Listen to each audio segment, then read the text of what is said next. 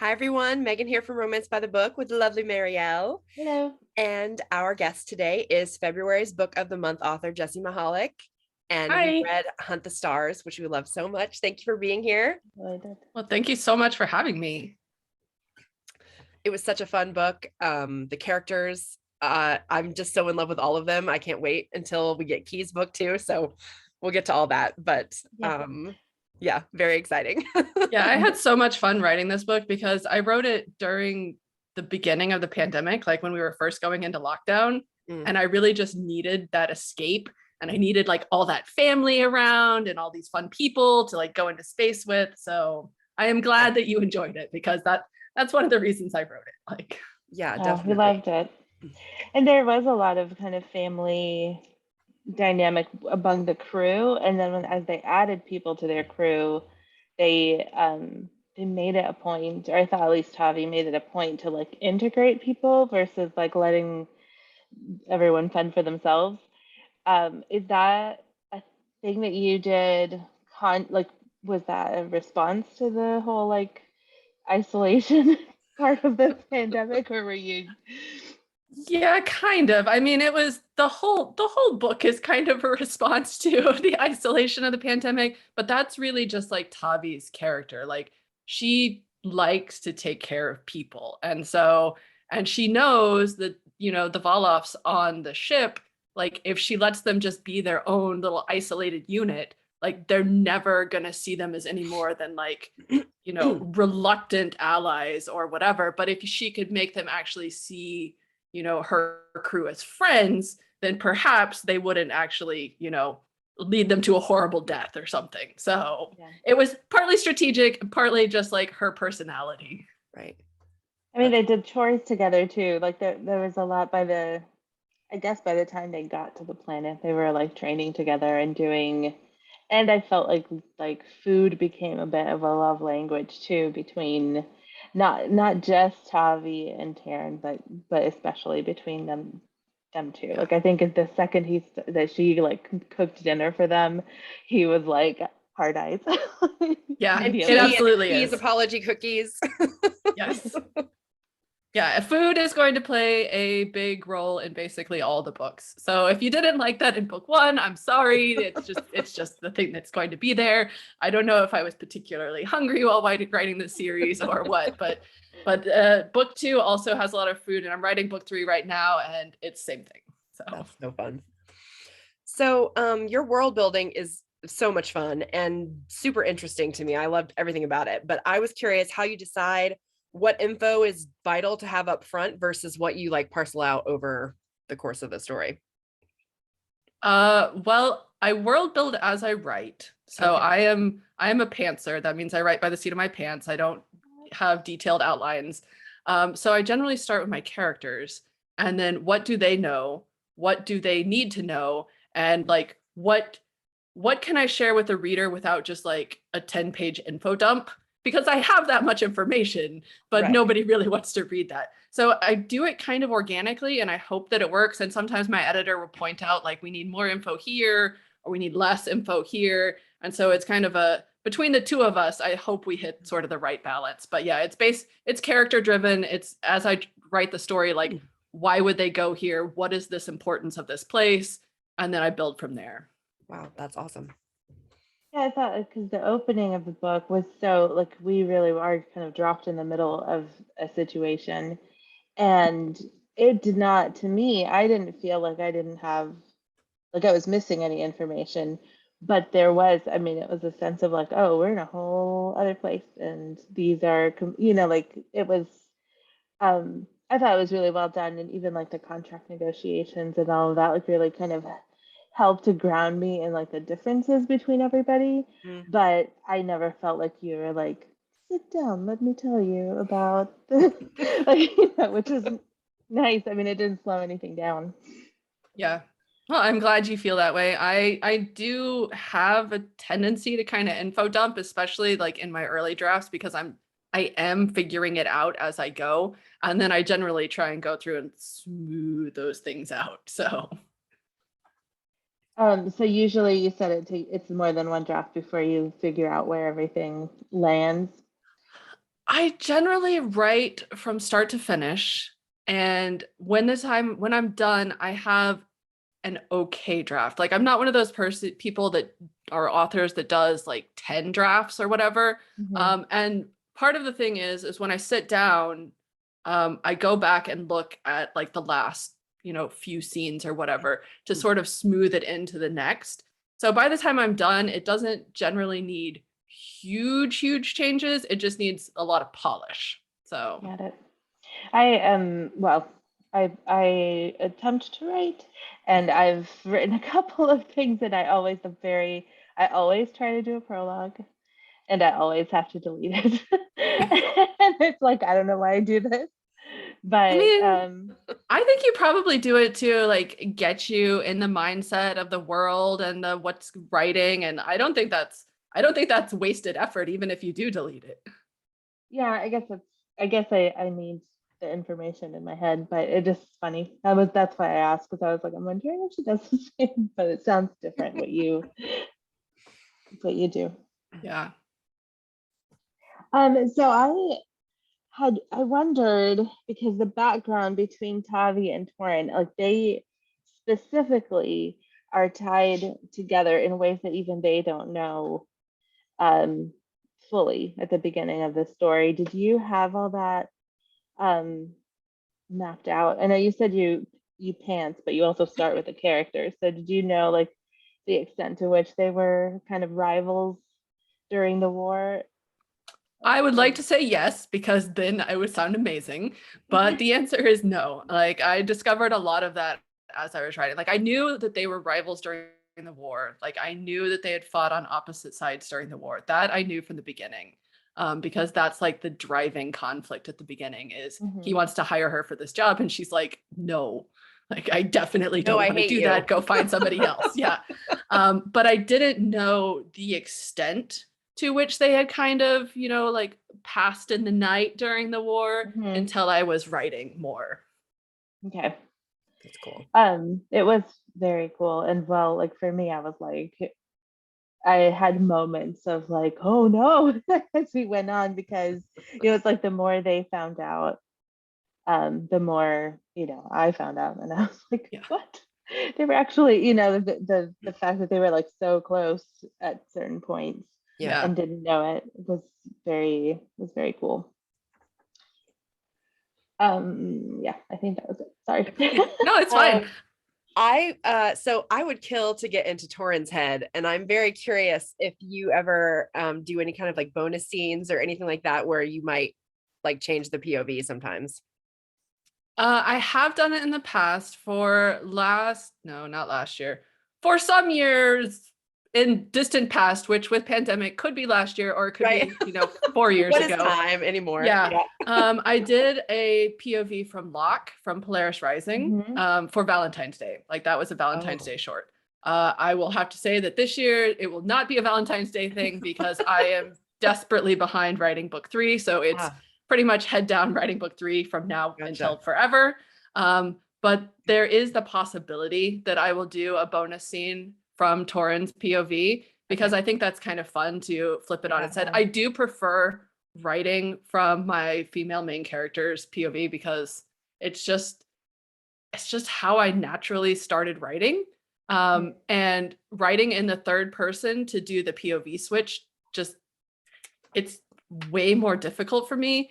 And you have to do a really good job to do the POV switch in first person. Like they have to be very distinct voices or you're like, whose POV am I reading? Right. And it's something I may play with in the future. But for now, and for this series, it's going to be female main character's POV with the possibility of bonus scenes. Okay, awesome. Megan was like, if you have any extra, I could see I'm it like, in her I will eyes. read them all. Yeah.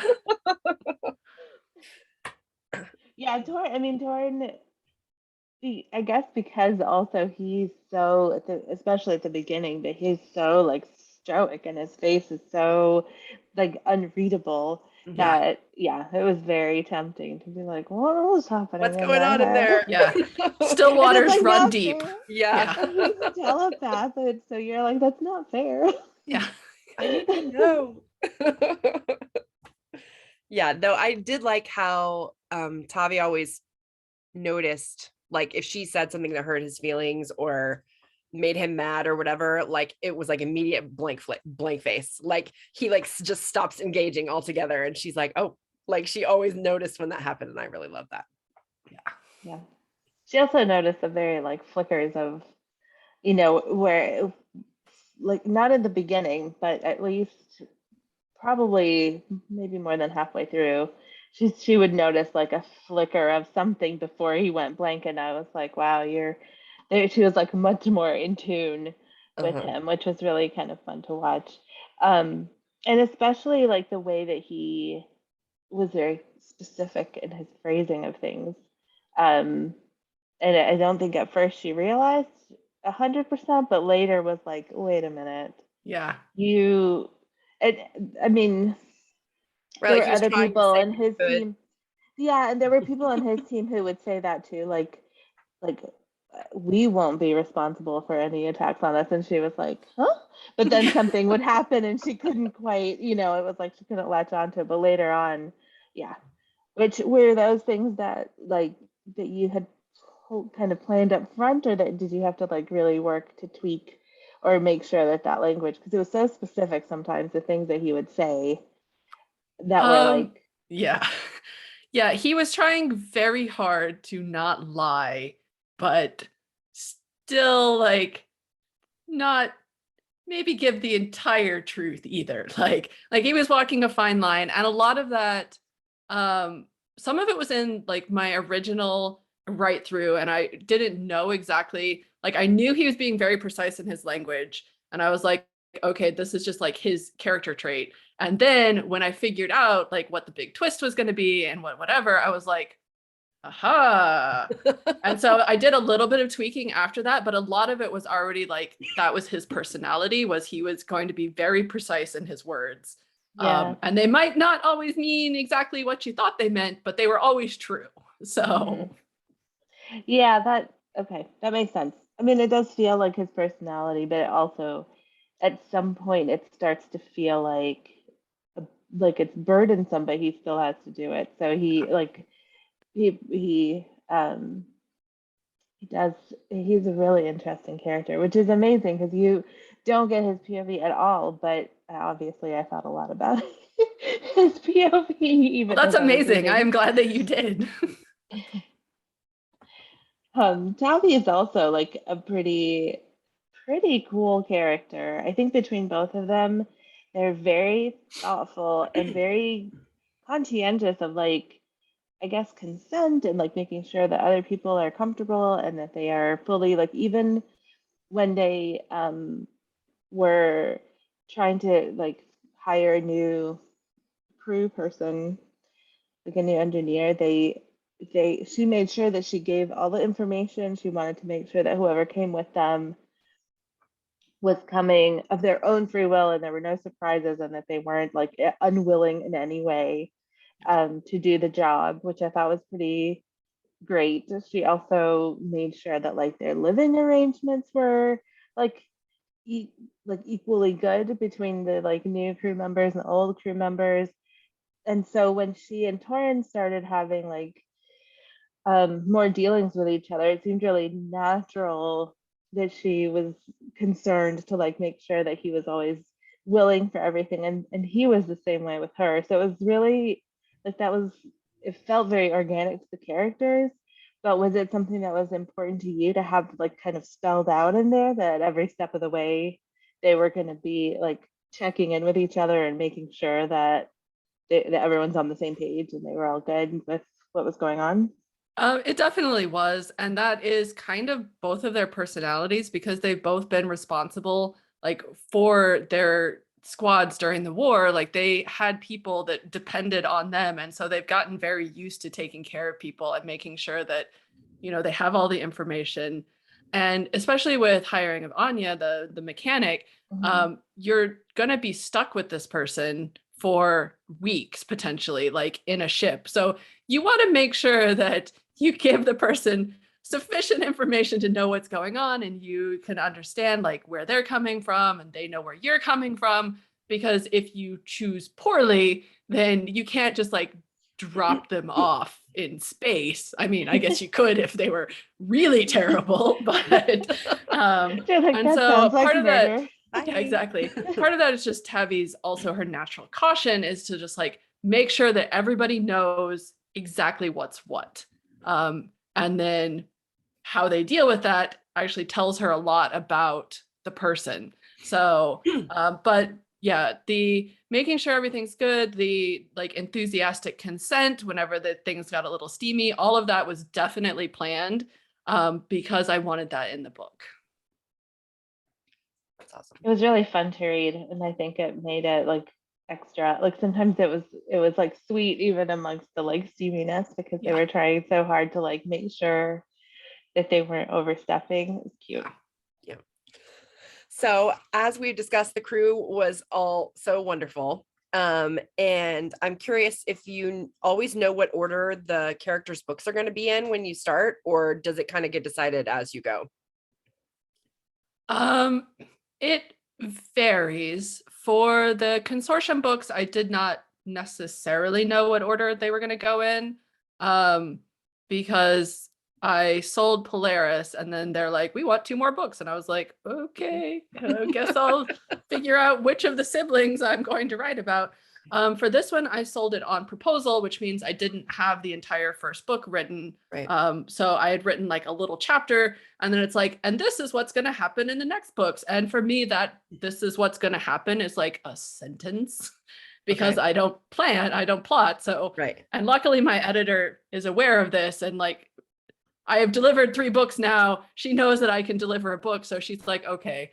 So I did know the order I didn't know exactly the characters because basically it was like the first book is definitely Tavi and Torin. This is my first chapter, whatever. The next book is going to be like a sunshine, rainbow, chaotic hacker. And the third book is, I'm not going to say because I haven't revealed it yet, but it was more like character types. And then as I actually wrote the first book, I was like, yes, this is clearly the character that's going to be in book 2. So cool. Well, I'm very much a fan of the character for book 2. Like, so I mean, I loved her. She's, and the fact that she's so smart, but that people tend to underestimate her because she's so like sunshiny. I loved so much. Yeah, it's book 2 is really fun to write. I've gone through copy edits, so it's nearly out in the world. There was a typo for anybody watching. There was a typo in the back of Hunt the Stars that says that book 2 is coming out in 2023, and that is completely wrong. It is coming out this July. So do not worry. It is not 18 months out. It is like 5 months out. Okay, awesome. Excellent news. I did see, I think I saw you post that on Twitter. I've tried to post it. I've tried to post it everywhere because I've had a number of people be like, "Oh, you have to wait so long," and I'm like, "Actually, no. It's like so short. Like it's February and July. Like it's such a short release. You don't have you hardly have to wait at all." Yeah. But yeah, that paragraph was not in the galleys that I got, so I did not see it until somebody was like, "Hey," and I was like, "Wait, what?" And then I looked at my copies and I was like, "Yep, that's in there." So it's a lie. Well, for anyone who sorry, go ahead. No, I was just gonna say it's a good surprise. Yeah, for sure. Well, so I pre-ordered a signed copy of your book, which I got this week. It's just so cool. And you did a really cool like bonus for people who pre-ordered your book or requested it at the library. And just for anyone who is interested in maybe doing something like that, if you do it again for another book, I will tell you it's totally worth it. You got a cool like glossary, you got a cool little like prequel situation, and you got like a sneak peek at book 2. So yeah, that was really awesome. Thank you for that.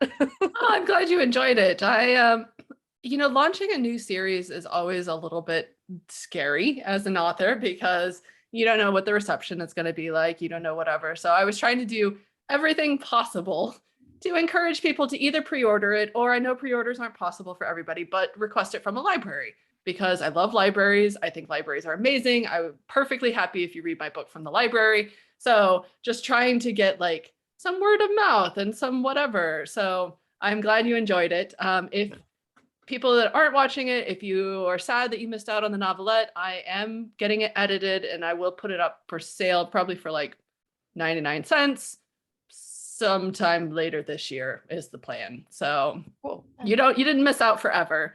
You just missed out momentarily. Yeah. That's Or good. getting a glossary is really fun too, because Torrin does speak in a foreign language and sometimes translates, but sometimes the translation is like, I think I know what this means. Right. She's like, I think it's something like this, but like you don't get to know for sure. Yeah. Yeah. I translate a lot of the things, but some of them I had purposefully left out because I was like, Tavi doesn't actually know what this is right now. And so the reader is not necessarily going to know, which is why when I put the glossary up, I put like 17 spoiler warnings on it because I was like, if you read this, you're going to know what it says. Like, make sure you know what you're doing here. Yeah. Enter at your own risk. Yeah. Yes. That was really fun. It was. And I wondered, like, because there are like Star Trek, I think, has like several languages that are like alien languages, and then it makes me think of Tolkien too, who famously also wrote languages for his books. Mm-hmm. How much fun do you have with that? With like writing a language, Making up a new language, or at least parts of it, or at least phrases. Yeah, I had a lot of help. I used a website called Vulgarlang. I think it's like vulgarlang.com or vulgar.com. I don't know. But if you search for Vulgarlang and constructed language, I spent, we're not going to say how much time I spent there tweaking the language to get it to look exactly how I wanted.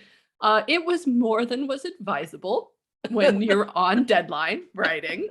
But it did a lot of the heavy lifting because it actually does create a conlang for you, a constructed language. Oh, cool. So I have like a whole entire dictionary of common words, and I'm doing the very like straight English to Veloven. Like, so this is a word by word translation, and then I tweak some things to make it like flow a little better or sound a little better. But I do have an entire language constructed, so I can write, as long as it's not like too complicated, because I think there's something like 7,000 words or 2,000 words, or there's some thousands of words that is in there. And so far it's pretty much everything. So occasionally I'll have to make up a word that's just out of the blue because it's not in the dictionary. But I did actually tweak the settings for my constructed language for a very long time. I had a lot of fun doing it. But there are times when I was like, is this really worth it? Like the hours that I have spent on this for like 4 sentences in the book. And then I'm like, yep, it's worth it. So, well, it sounds like it was fun. Characters. Yeah. And you have characters going forward who will use also it speak also. Velovian. So hopefully. Yes. No, it made it much easier because I did have this reference to refer to. And it has like all the grammar rules. Like you'll see, not in this first book necessarily, but the Fia Zephyria, the Sun Guardians, you'll see that word change slightly. And it's because, like articles like a or the are actually tied into word endings in Veloven. And so like there's things like that the language created, and I was like, now I have to remember how to use this. But it makes it a little fun. So I enjoyed it. Cool. That's awesome. Definitely a perk of a sci-fi opportunity or fantasy, I guess, too, but to be able to just create something like that's awesome. I mean, you could publish a dictionary, which would be amazing. Yeah, so I do have the dictionary, and it's got all the grammar rules. My only concern with publishing it is I'm like, did I actually follow all of these rules? I hope I did. No one will know if I don't publish it, though. Yeah. That's so cool. Yes. I think that covered all of my I was going to say that's Jess, all did the you major have questions we have about the book. I guess you said you're working on book 3, but you haven't announced what that is yet. So I guess we can't really talk much about that. But is there anything you want to say about the next book that's coming out? So the next book that is coming out is Eclipse of the Moon. It comes out July 12th, I believe. Okay. It is Kian Barrow's book, who you meet in book 1. Yeah. It is my chaotic sunshine rainbow hacker and the Valoff, who is, a little bit grumpy, a little bit reserved. And they started accidentally rude. Yes, they started in Hunt the Stars with a little bit of a rocky beginning, and then they kind of got over it. And so it's not enemies to lovers anymore. It's more like friends to lovers, but there's some bumps along the way as happens. Yeah. And it continues the trilogy arc. So you learn more about things that are happening behind the scenes. Mm-hmm. And then book 3 is a couple that you have met in book 1. So you do know the characters. So it is, and it will bring to a conclusion the original trilogy arc.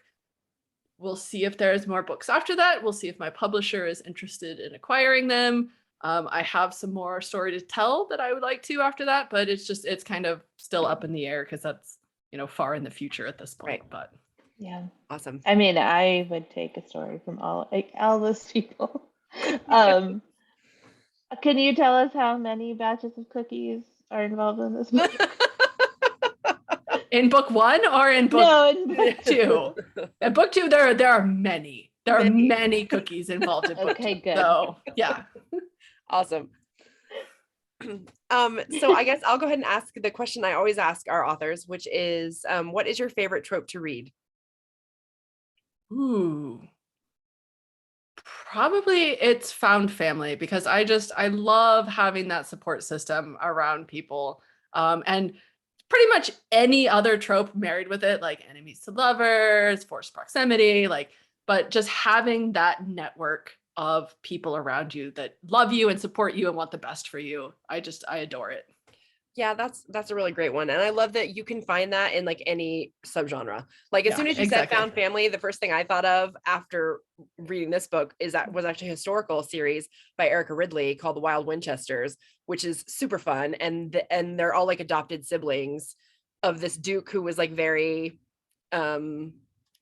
wild, had a lot of different ideas. People didn't really like him. They thought he was crazy. And he just took all these kids in and they all became family. And so I love that you can get that kind of feeling, no matter what kind of subgenre you're into, if you're reading. Yep, absolutely. That's awesome. I liked that in this particular series, you've got found family lots of different ways.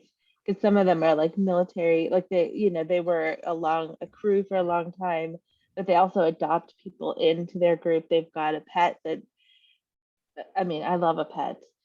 Anyway, but they have a pet who's so cool. What a cool pet. We didn't even talk about her.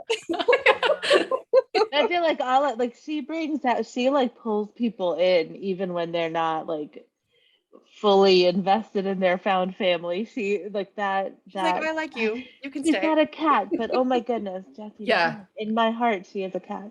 Yeah. She's sort of cat-like, fox-like, a little bit of both, and a very empathetic creature. And so she definitely knows what's sort of going on below the surface, and she's I think that you need a snuggle right now. Mm-hmm. And the person is I do need a snuggle.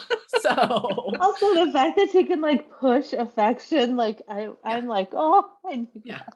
I picture her, my dog does that, her little picture of her empty bowl. That's what I always think of when I think of her, pushing that picture in your head of her empty bowl, oh, what was me? It's so cute. And longing. Yeah.